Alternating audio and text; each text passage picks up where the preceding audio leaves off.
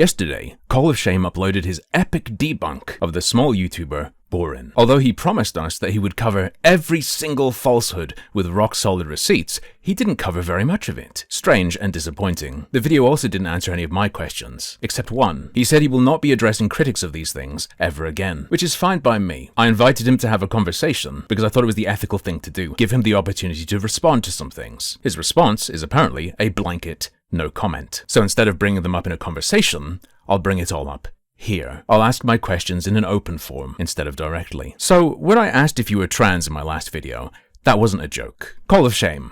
Why, a couple years ago, were you pretending to be a woman and uploading clips suspiciously aiming through rocks, just like Riley CS? Then I saw him, scuttling up the ladder, so I took my shot. Then you saw him? Where? Incredible work, you managed to perfectly track his elevation through the rock before he emerged. I guess you use aim trainers too. And that voice, it's very familiar. I played Crucible. There was a character in that game called Bug. I protect my garden, and it protects me. I use that TTS as one of my stream donor message readers, in memory of Bug from this dead game. So I know exactly which voice this is. And there's something kinda creepy going on here in my opinion. On the Wayback Machine, I can see Call of Shame's old Twitter account. And just a little while after posting that video, he posted on Twitter about not having a Twitch or Stream account, and posted an image of what his Google account is linked to, including VoiceMaker. The voice he chose for Supergirl is called Justin, and this is what he would have seen when picking it. Justin, male, child. Having seen that information, he picked that one and fiddled with the sliders just a little bit. Then I saw him, scuttling up the ladder, so I took my shot. Sound familiar? Then I saw him, scuttling up the ladder, so I took my shot. I wanted to ask you this one-to-one, but I'll ask it here instead. Why were you pretending to be a woman using the AI voice of a little boy? Now, Call of Shame claims that this was a content creator he was helping with editing. I have been assisting a new content creator over the last few days with editing and building her first video. Her name is Supergirl, and she will be taking out the cheating streamers in-game. But there is zero evidence that it's not just you, and there is evidence that it was just you. You plugged her channel, which doesn't exist anymore. If you enjoy her content, please subscribe to her channel, Supergirl AC. It's on the screen now and in the video description. This is what the Supergirl channel looked like when it existed. A Supergirl. But before it looked like that, it took a different form. Call of Shame used to have a channel called The Rat Files. Thanks to the Wayback Machine, we can see what that channel originally looked like. We can also see on the Wayback Machine that just a few days before Supergirl's first post, you were in the process of turning it into that channel. Luckily, there is also still some Supergirl content on his main channel, and in this content, he admits to cheating by his own standards. He accuses a streamer of using wall hacks because he knew Supergirl was after him. Is this Supergirl? How the hell does he know the enemy player's name? The only way you can know this information is with wall hacks. So the evidence of cheating is what he said. You know he's using wall hacks because he said that. Straight after, Call of Shame says this. At this point, Supergirl leaves the game, as it would be impossible killing the streamer. That is 100% walling. 1. Skill issue. 2. If she left because of that confirmation, that means she heard him, which means she was stream sniping, which in Call of Shame's own white paper is classed as a form of cheating he wants to stop. Why, Call of Shame? Were you pretending to be a woman using a little boy's voice while cheating? You sure love to call Riley CS he, but a couple years ago you had your viewers calling you she. Who is this beautiful Supergirl? Asked one of your viewers. What is her real name? She is so hot. Well, fun, quadruple 8. She's a little AI boy called Justin. How did you feel reading these comments, Call of Shame? I think this really needs to be cleared up. And even if there is a real Supergirl, why'd you pick that voice for her? And speaking of these fake voices, supposedly the reason you use them is to protect yourself. You're constantly in real life extreme danger. Like you said on your Twitter, I was in Starbucks this morning, and there were 2 very obese men in front of me actually watching one of my videos. He then said to his friend, I'd love to meet Call of Shame and kill that MF.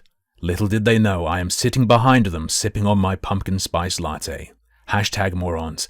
Hashtag simps. My suspicion, though, is that the real reason you don't actually use your true voice is because you don't speak English too good, and you probably sound like some flavor of English as second language. This is the most Indian thumbnail I have seen in my life. You also had that sort of tell on Twitter, where you went super hard into being based about gay stuff. You called them LGBT P in broken English. The LGBTQP plus activists on Twitter have been targeting the charities we support finically. They targeted them with harassment to stop them receiving out money. They then gloated by sending me messages and posts as win and haha. The devil took the win here, let's remember that. But you drew a super hard line on racism. Even a whiff of that unacceptable to you. 2018, she was permanently banned on Twitch while playing Fortnite for racism. She has a history of racist behavior. In 2017, while playing Counter-Strike, people were complaining on the forums about her, claiming that they have never seen someone so abusive and racist than Natasha. Is that thing where you're going all in on that grift? Hashtag free speech on his other stuff? When it comes to someone dropping a soft A?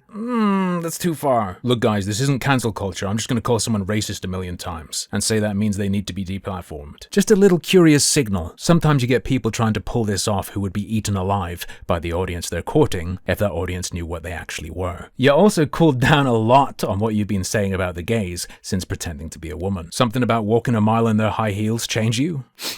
Smells funny. Another weird thing. You say your company is called Guardian Labs. My software is 100% clean and released under my company, Guardian Labs. You also say that you're in the UK. A simple company lookup shows that there is a Guardian Labs here, and its director has a very Indian name to say the least. I'm not going to show it to you though, because I'm pretty sure it's not him. I just found that quite funny. And jumping back to this claim, my software is 100% clean. A while ago, Call of Shame sent a guy called It's Hapa, his anti-cheat, to try, and It's Hapa noticed something about it. The anti-cheat was signed by Kamrul Hassan, a random Bangladeshi that Call of Shame found on Fiverr. Call of Shame explains that decision like this. This code signer offers his services on Fiverr to code sign software.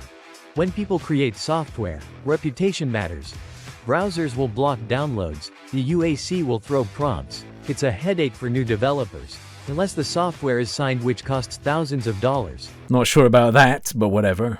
This is a very cheap option to temporary sign software, especially for alpha or beta tests. The entire reason I chose this signer was because of his 5-star client reviews. I don't think so, buddy. I think you picked him because he'll sign anything. In Call of Shame's video, you'll notice that Kamrul had 76 orders completed. As of today, he still has 76 orders completed, because he had to stop offering this service. Why? Here's something interesting. A person who got into contact with Kamrul shared their conversation with me. I've contacted him as well, but I'm waiting on a response. So here's what he got. I'm very sorry to say, but due to some scam buyer here and I was not cautious, they were able to sign malware.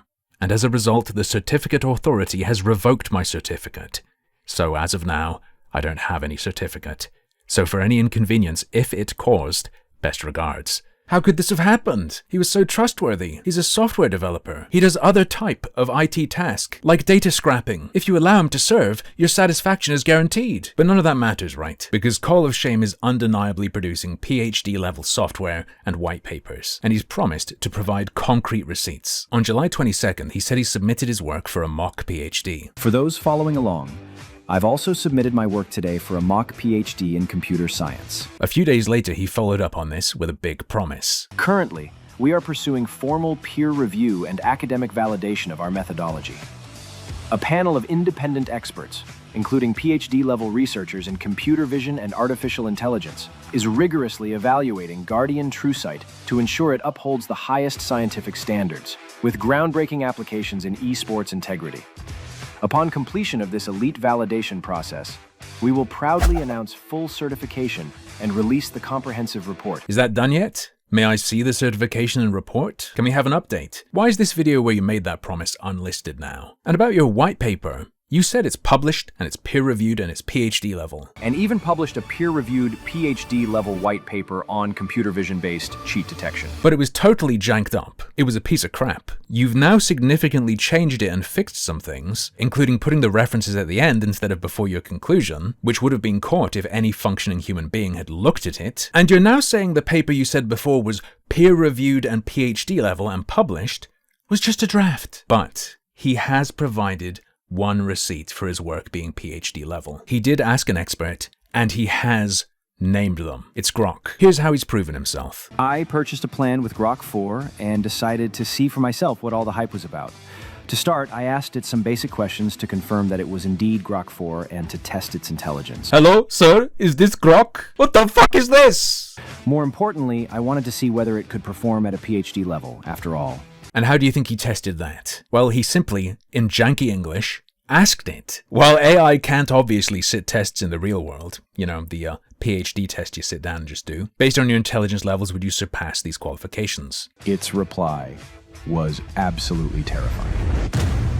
Yes, based on my capabilities in solving advanced problems, reasoning, and knowledge synthesis, I would surpass PhD level in math and computer science, equivalent to earning one with honors or distinction, or even a Doctor of Science. Fact-checked and verified by true American robots.